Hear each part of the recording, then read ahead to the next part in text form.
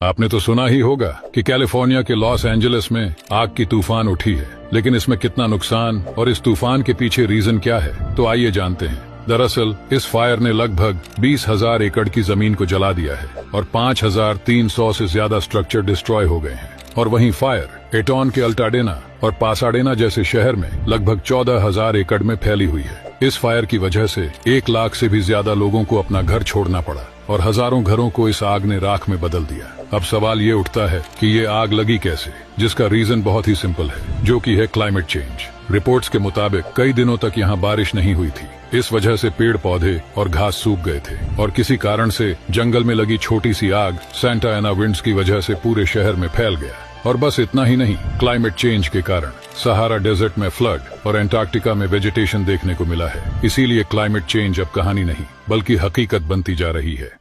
इस क्यूब का temperature 2200 degree Celsius है। इतनी गर्म क्यूब को ये इंसान कैसे छू रहा है? ये है स्पेस शटल की थर्मल टाइल। जब स्पेस शटल या कैप्सूल पृथ्वी के एटमॉस्फेयर में री एंट्री करता है, तब फ्रिक्शन से जबरदस्त गर्मी पैदा होती है, जो मेटेरॉइड्स और एस्टेरॉइड्स तक को पिघला देती है। इसी टाइल्स की प्रोटेक्शन की वजह से स्पेस शटल जलने से बचता है। यह टाइल्स सिलिका, जिरकोनियम और कार्बन जैसे मजबूत और हल्के मटेरियल से बनाई जाती है, जो एक्सट्रीम टेम्परेचर को सहन कर सकती है। ये इंसान इसे इसलिए छू पा रहा है क्योंकि इन टाइल्स का डिजाइन इस तरह से किया गया है कि ये गर्मी को धीरे धीरे अब्सॉर्ब करती है और टेम्परेचर को नियंत्रित रखती है। इन टाइल्स का इंटीरियर इतना ठंडा होता है कि इंसान इन्हें सुरक्षित तरीके से छू सकता है।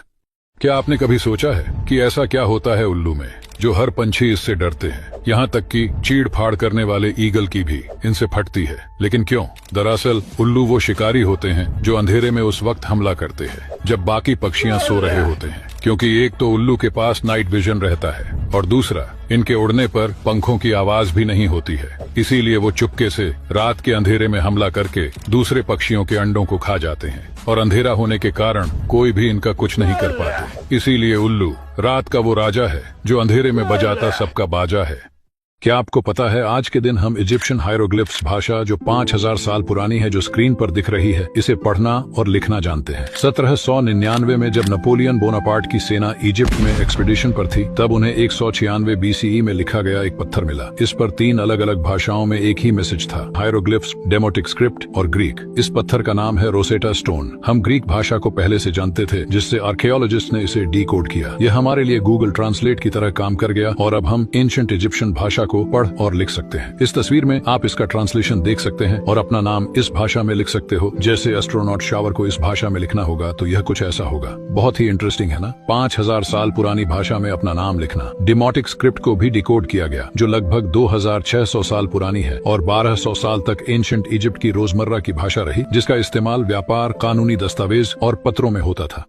ये फोटो याद है आपको? 5 नवंबर 2013 में इंडिया ने एक मार्स मिशन लॉन्च किया, जिसका बजट 450 करोड़ था, आदि पुरुष मूवी से भी कम। फिर भी ये मिशन न सिर्फ सक्सेसफुल रहा, बल्कि इंडिया फर्स्ट अटेम्प्ट में ही मार्स तक पहुंचने वाला पहला देश बन गया। जिस पर न्यूयॉर्क टाइम्स ने इंडिया को ट्रोल करते हुए न्यूज़पेपर में यह फोटो छापा था, जिसमें भारत का एक आदमी अपनी गाय के साथ एलीट स्पेस क्लब में शामिल होना चाहता है और इस तरह इंडिया का मजाक उड़ाया। और इस बात का बदला इंडिया ने 15 फरवरी 2017 को लिया। 15 फरवरी, जिसे स्लैप डे के रूप में भी मनाया जाता है। इस दिन भारत ने एक ही रॉकेट की मदद से एक साथ 104 सैटेलाइट लॉन्च करके एक वर्ल्ड रिकॉर्ड बना दिया, जिसमें अमेरिका के सैटेलाइट भी थे। फिर इसके बाद टाइम्स ऑफ इंडिया ने न्यूयॉर्क टाइम्स के 2013 की इस फोटो का जवाब इस फोटो से दिया।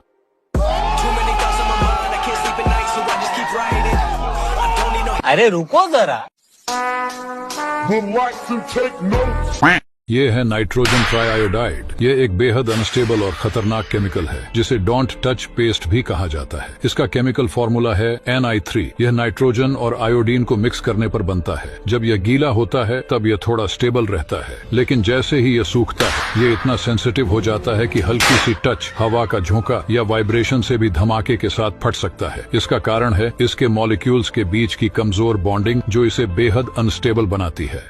ये स्नैपिंग टर्टल अर्थ में ही अपने ऊपर एक छोटे से मिनिएचर अर्थ को लेकर घूम रहा है। लेकिन क्यों? क्या इसको अपने ऊपर एक नया वर्ल्ड बनाने का मन है? तो ऐसा कुछ भी नहीं है। दरअसल ये कछुए ऐसा जानबूझकर नहीं करते हैं, बल्कि गलती से हो जाता है, क्योंकि जब ये सर्दियों में जमने से बचने के लिए भालुओं के जैसे हाइबरनेशन में चले जाते हैं, तो इस प्रोसेस में ये अपने मेटाबॉलिज्म को लो करके जमीन के नीचे महीनों तक दफन रहते हैं, जिसे ब्रोमोनेशन कहा जाता है।